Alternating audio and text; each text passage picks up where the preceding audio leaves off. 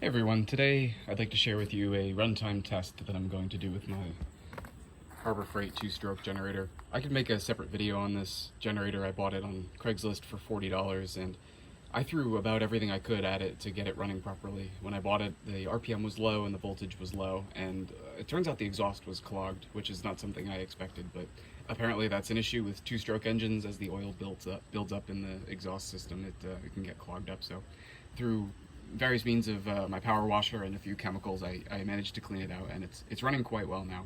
So what I'd like to do is put the runtime rating to the test.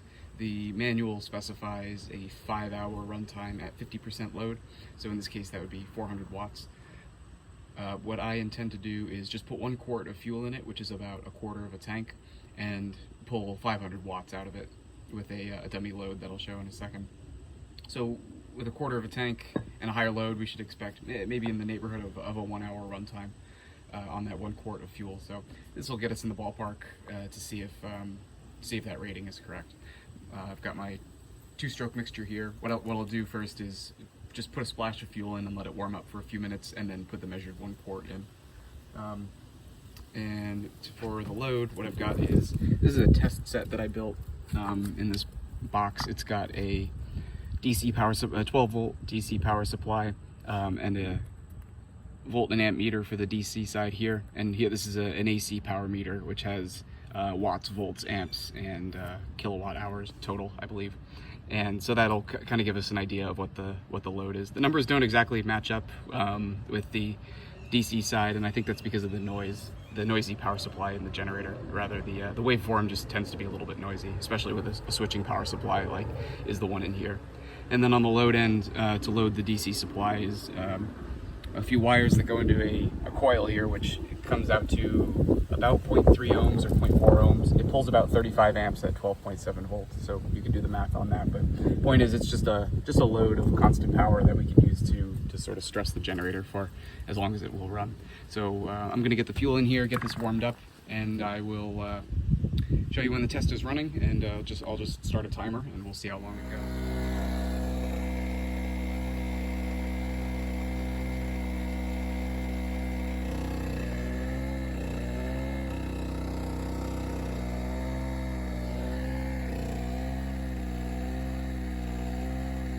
Alright everyone, there's the final time that the generator stopped at 51 minutes and 17 seconds. So to recap, that was 1 quart of fuel, which is about a quarter of a tank, at about 520 watts. So I showed the power meter here. The numbers actually sort of lined up today. The volts and amps added up to, or rather multiplied together to give the proper power reading. So it was about, I think it was 525 watts.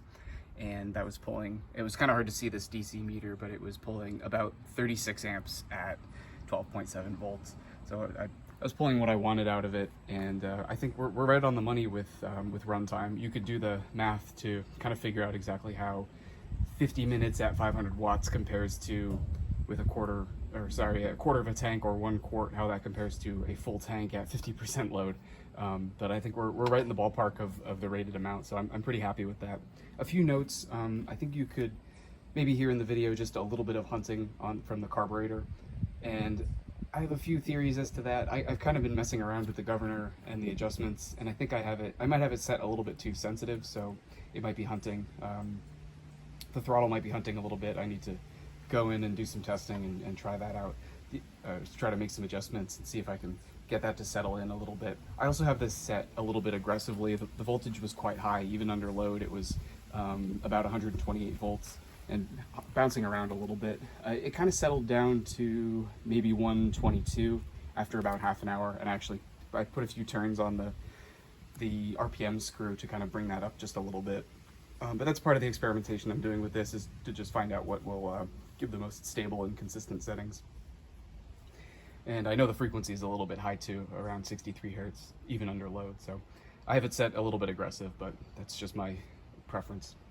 I think the other thing is this load, the DC supply, it'll kind of gobble up whatever the generator throws at it. It has a wide input range. I think it's 100 to 250 volts built for the global market. And so it's possible that it's just, if the generator is getting a little bit struggling a little bit and the RPM drops, normally what would happen with a resistive load or a motor or something is it would kind of slow down and draw less power and allow the generator to catch up for a few seconds. But this power supply says, oh, the voltage is dropping, well, I'll just draw more current to keep a consistent power, and that causes the generator to kind of hunt around and spin out a little bit and try to find what the happy medium should be for its throttle. So I think that could be a little bit of the issue. I want to retry the test, not the whole runtime test, but just check the stability with some lights here that's a pure resistive load. So we'll see if that helps, but all part of the fun, part of the adjustments. I know these small engines are very picky and require some fine tuning. So overall, I'm very happy with this generator, and I think that the test concluded that the runtime is spot on for these. So I certainly learned something, and I'm looking forward to poking around with this a little bit more. And I guess that's all for this video. Thank you for watching, and we will see you in the next one. One more thing I forgot to mention was that I used a couple of these weights to kind of prop up the feet of the generator and angle it towards the gas outlet. That was cheating a little bit on the runtime, I think, but it started to kind of waver a little bit and sound like it was going to die, and I knew there was fuel left, so that's what I did to give it the best chance at the most runtime. I think that might have something to do with starting out with a quarter of a tank. The amount of head pressure on the gas was obviously quite low as opposed to a full tank. You know, once you're running this and you get below a quarter of a tank, you'd probably be refilling it anyway. And I'm not sold on this fuel line here, especially this valve. I think it's very restrictive. The fuel just kind of dribbles out of here, even without the carb attached. If I'm just draining it, it comes out very slowly. So I think having that extra fuel in the tank for that extra head pressure would help get more fuel in and maybe help that surging a little bit that I was observing. So kind of a few things going on here, but I'm not sold on these. I think they're a little bit restrictive, but they do work. It's just a cheap part, so there could be some other avenues to adjust the fuel on that. But that concludes that. Again, thanks for watching, and I'll see you in the next video.